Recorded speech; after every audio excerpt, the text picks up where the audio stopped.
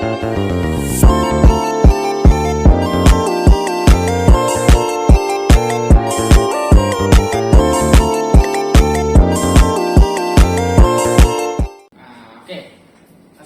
warahmatullahi wabarakatuh. Perkenalkan, nama saya Haidar Yahya, NPI 14619000123. Di sini saya coba akan mewawancara mbaknya. Ini terkait EAS dari dengan judul membangun kesadaran mahasiswa dan kesetaraan gender disabilitas di kampus. Ini ada 5 pertanyaan. Mungkin mbaknya bisa langsung menjawab. Oh ya, sebelumnya perkenalkan namanya dulu, dari kampus mana gitu. Saya Toyun dari Untak. Pertanyaan pertama,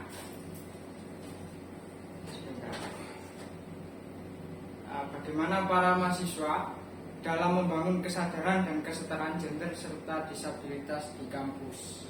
Bagaimana peran mahasiswa? Iya, betul.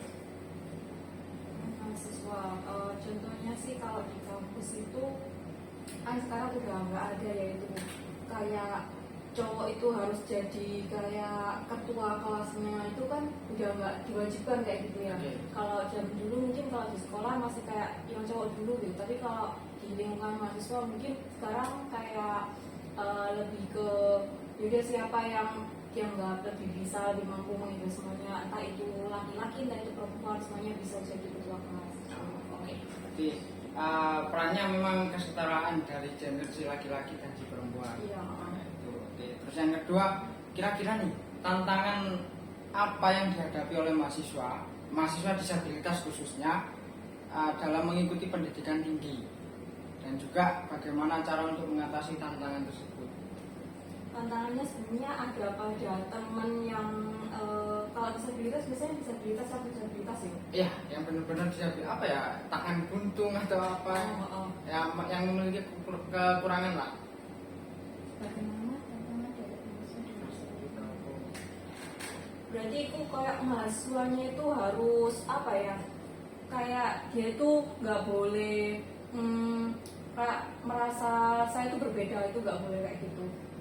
Karena sekarang kan ada fasilitas yang bisa apa itu namanya kayak membuat mereka bisa melakukan hal yang tidak bisa dilakukan sebelumnya gitu.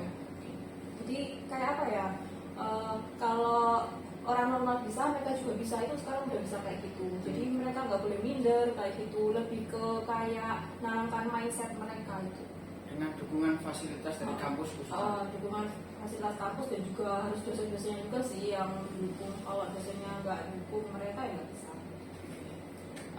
Lanjut pertanyaan ketiga, bagaimana kurikulum dan fasilitas perguruan tinggi dapat diadaptasi untuk memaksimalkan potensi mahasiswa dengan disabilitas dan mempromosikan kesetaraan gender?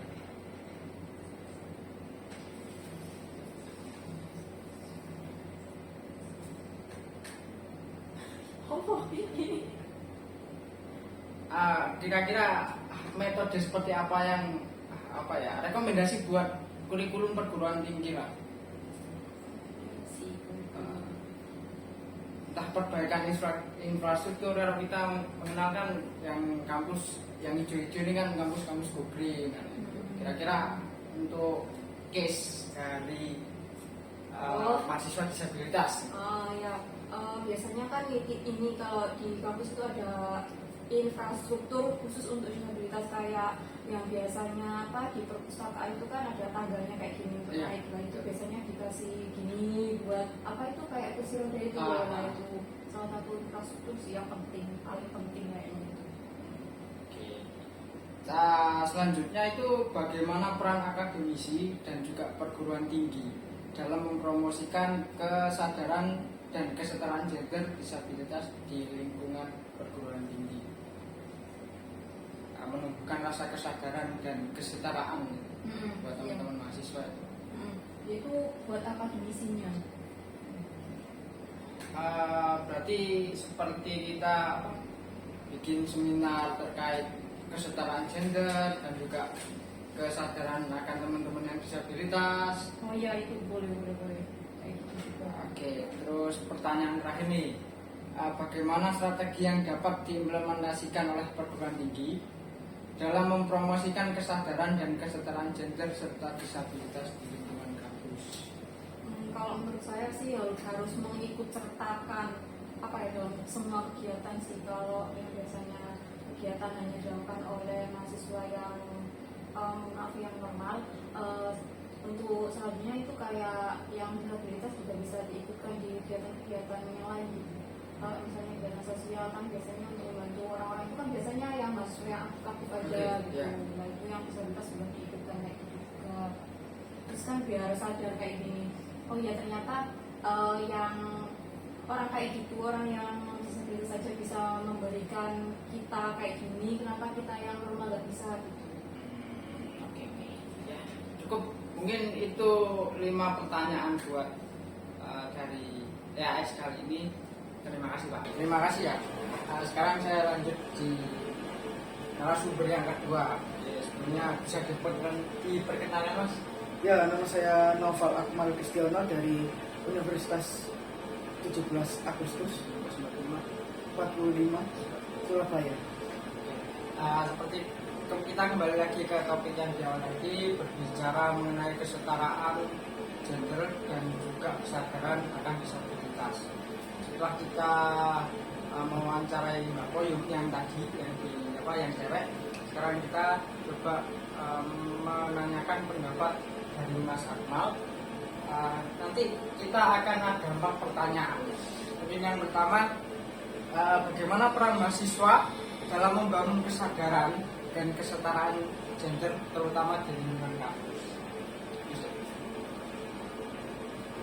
Ya, jadi kalau menurut saya sih bagaimana peran mahasiswa, bisa kita mulai dari diri kita sendiri. Kita bangun bagaimana kesadaran kita terhadap teman-teman kita. Misalkan kita ada tugas kelompok, kita tidak membeda-bedakan, bukan karena setiap orang itu seharusnya memiliki porsi yang sama terhadap atau hak yang sama terhadap apapun itu. Jadi bukan berarti yang perempuan itu mereka lebih malas, mereka lebih tidak bisa diajak bekerja, atau bukan juga yang laki-laki itu lebih bodoh. Jadi mereka tetap sama, kita harus menyetarakan. Ya, berarti Mas Akmal ini mencoba untuk menyetarakan dari si gender laki-laki dan juga si gender perempuan. Ya. Terus ada pertanyaan kedua nih, apa tantangan yang dihadapi mahasiswa disabilitas nih, khususnya dalam mengikuti perkuliahan di perguruan tinggi, dan juga bagaimana cara mengatasi itu dari segi perguruan tinggi tersebut? Ya, menurut saya kalau tantangannya mahasiswa disabilitas, ya menurut saya di beberapa universitas sepertinya belum support untuk hal ini ya. Jadi ini kita perlu masalah infrastruktur ya? Ya, infrastrukturnya belum terlalu memadai, ataupun juga tentang dosennya atau pematerinya. Bagaimana caranya sih kalau ada misalkan mahasiswa yang katakanlah kita ambil contoh yang mereka tunarungu, itu bagaimana mereka tetap bisa mendapatkan materi yang sama yang diperoleh oleh teman-teman yang lainnya. Pertanyaan selanjutnya, kira-kira kurikulum bagaimana atau kurikulum perguruan tinggi yang dapat untuk memaksimalkan potensi dari mahasiswa disabilitas itu tadi? Kira-kira metode seperti apa? Saya rasa selain kita berbicara infrastruktur, metode pembelajaran nanti ya seperti tunarungu itu kita menyediakan atau metode pembelajaran seperti apa? Kalau bisa bagaimana caranya pemateri atau dosen itu juga biasanya sedikit dibekali paling tidak bagaimana belajar sedikit tentang disindo atau gerak tangan ya, untuk itu. Bahasa isyarat. Iya, bahasa isyarat, atau selalu memberikan modul, memberikan video yang ada subtitle tulisannya. Jadi itu pasti akan lebih memudahkan mereka yang disabilitas. Oke. Sekarang kita menuju pertanyaan yang terakhir. Kita sekarang berbicara strategi ini. Sebenarnya hampir sama dengan apa yang saya katakan di awal. Hal-hal yang akan dilakukan perguruan tinggi, mulai pembenahan infrastruktur, terus tenaga pendidik dan lain sebagainya, itu strategi yang dapat diimplementasikan oleh perguruan tinggi dalam mempromosikan kesetaraan gender dan disabilitas. Kita harus men-announce ke beberapa orang, kita harus memberi edukasi terhadap ke semua orang, khususnya di kalangan mahasiswa itu. Mungkin kalau dilihat dari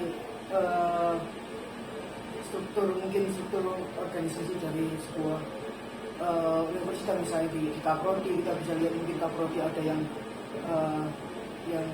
perempuan atau yang lainnya, kita bisa lihat itu mendapatkan mendapatkan kesempatan yang sama. Jadi secara tidak langsung mahasiswa juga dapat berintuisi bahwa mereka itu ternyata di kampus kita ini juga memberikan kesempatan yang sama terhadap dosen-dosen yang perempuan. Jadi tidak ada kesenjangan, semuanya tetap ada kesetaraan, semua punya kesempatan dan hak yang sama. Selain mengadakan seminar terkait kesetaraan gender dan lain sebagainya. Iya, itu juga memberikan, pasti juga memberikan impact juga terhadap kesadaran mahasiswa juga. Ya, mungkin itu adalah 4 pertanyaan terkait laporan akhir dari pendidikan Pancasila dengan 2 orang narasumber. Jadi terima kasih atas waktunya Bapak, terima kasih atas pertanyaannya, terima kasih juga Mas Akmal. Iya, sama-sama.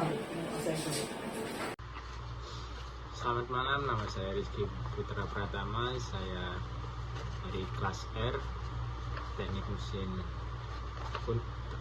Universitas 17 Agustus Surabaya. Saya akan mewawancarai teman saya, yaitu dengan tema kesetaraan gender dan disabilitas pada lingkungan kampus.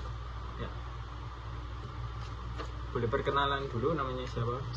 Nama saya Irwan. Mas, saya mau tanya ini.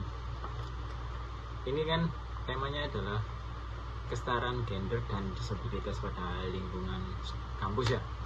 Saya mau tanya, untuk peran mahasiswa membangun kesadaran dan kesetaraan gender serta disabilitas di lingkungan kampus itu harusnya kayak gimana sih? Mahasiswa ini menjadi peran kunci ya di dalam kampus ini ya. Mereka bisa membangunnya mulai dari pertemanan juga, dan juga ada seperti kampanye sosial yang dilakukan di kampus atau event-event di kampus. Jadi mereka bisa mengimplementasikan kesetaraan gender ini dan serta disabilitas dalam lingkungan kampus ini. Terima kasih Mas untuk jawabannya. Lalu untuk nomor 2 nih, tantangan apa saja sih yang untuk mahasiswa dengan disabilitas dalam pendidikan tinggi, dan bagaimana untuk cara mengatasinya? Bagaimana namanya? Salah satu tantangan yang ada dalam lingkungan perguruan tinggi itu yang utama menurut saya itu stigma sosial yang buruk tentang mahasiswa yang disabilitas.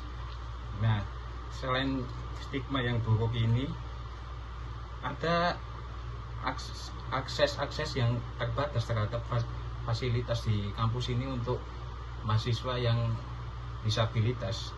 Untuk itu, bagaimana perguruan tinggi ini harus bisa meningkatkan aksesibilitas fisik dan teknologi ini di perguruan tinggi dengan menyediakan dukungan akademik yang memadai seperti layanan khusus, dan meningkatkan kesadaran tentang kebutuhan mahasiswa dengan disabilitas ini di antara staf mungkin staf perguruan tinggi dan antar mahasiswa ini juga.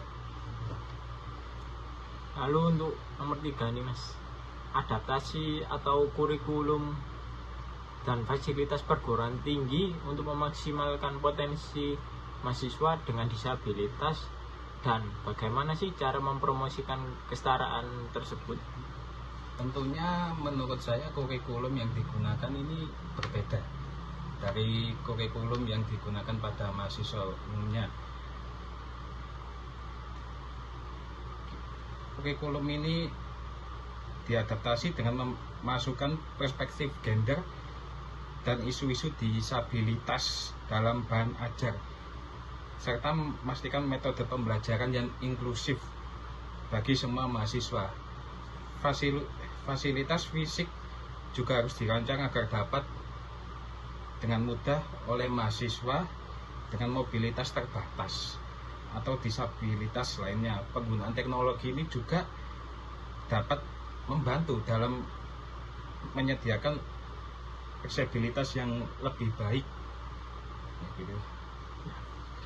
Terima kasih Mas. Lalu untuk nomor 4 nih, peran apa saja sih untuk akademisi dan perguruan tinggi dalam mempromosikan kesadaran dan kesetaraan gender serta disabilitas tersebut? Akademisi dan perguruan tinggi memiliki tanggung jawab yang penting dalam mempromosikan kesadaran dan kesetaraan. Mereka dapat mengintegrasikan isu-isu gender dan disabilitas dalam penelitian atau dalam perkuliahan atau dalam seminar mungkin.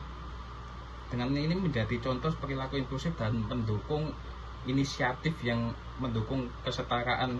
Mereka dapat menciptakan lingkungan belajar yang mendukung bagi semua atau seluruh mahasiswa. Lalu untuk pertanyaan terakhir nih Mas, strategi implementasi untuk mempromosikan kesadaran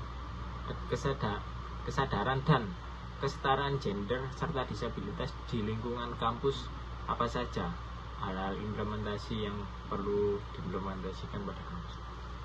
Ini di teknologi yang sangat canggih ini kita bisa menggunakan media sosial ya, seperti Facebook, Instagram, TikTok atau yang lainnya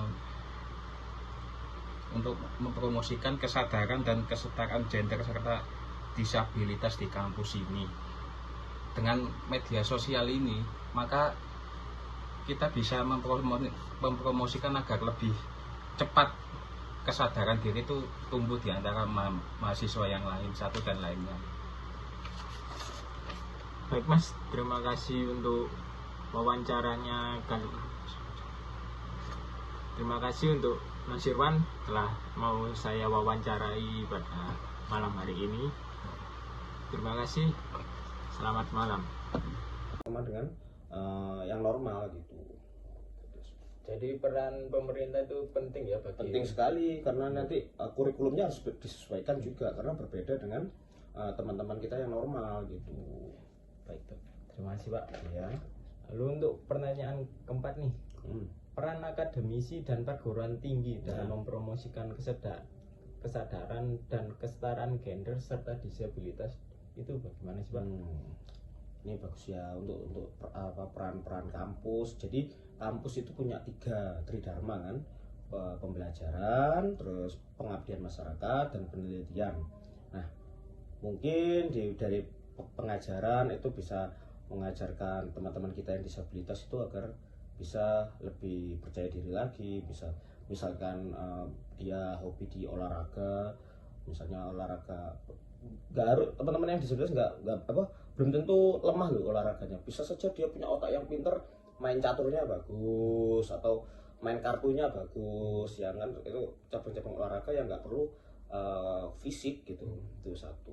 Terus peran akademisi juga bisa apa ya, mengabdikan diri juga kepada masyarakat, misalnya memberikan pelatihan buta huruf, terus memberikan pelatihan membaca huruf braille, terus apalagi ya pokoknya pelatihan-pelatihan yang bisa menunjang mengurangi jarak antara teman-teman kita yang disabilitas dengan teman-teman kita yang dalam keadaan normal gitu.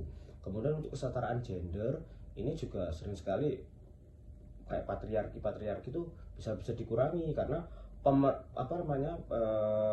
kampus bisa memberikan pelatihan atau arahan-arahan kepada teman-teman kita agar jarak antara perbedaan antara laki-laki dan perempuan itu bisa kurang atau bahkan hilang sama sekali. Jadi kita ini sama, setara gitu. Jadi sama-sama untuk mengembangkan pendidikan Indonesia agar bisa lebih baik lagi ke depannya. Jadi nggak ada kesetaraan laki-laki perempuan atau normal dan disabilitas gitu sih. Dan untuk pertanyaan terakhir nih Pak, strategi implementasi untuk mempromosikan kesadaran dan kesetaraan gender serta disabilitas lingkungan pada lingkungan kampus nih, apa sih implementasi dan strateginya untuk mempromosikan hal tersebut? Untuk mempromosikannya gampang sekali, tinggal saja kita kan sekarang sudah zamannya teknologi yang 4.0 kan, 4.0 kan. Nah, itu dengan menggunakan promosi media sosial, dengan mengadakan acara-acara pertemuan, workshop, seminar nasional maupun seminar internasional, itu juga menjadi strategi khusus agar kesetaraan gender maupun kesetaraan dengan teman-teman kita yang disabilitas itu bisa tercapai gitu loh. Nggak hanya kita ngomong aja di depan kelas, di bla bla bla, itu kan hanya akan ada di forum kelas. Jadi bisa dikembangkan lagi dengan adanya workshop, adanya seminar internasional maupun seminar nasional. Dengan meluasnya itu terus kemudian dimasukkan ke YouTube, terus dimasukkan di-share ke media sosial, entah Facebook, Twitter, Instagram atau bahkan TikTok.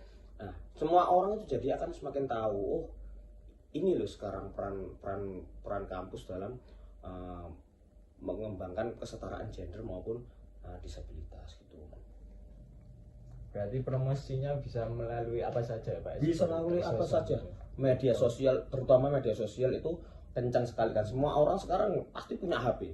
Setiap satu orang pasti pegang satu HP. Nah, dari situ kan pasti ada minimal satu punya media sosial.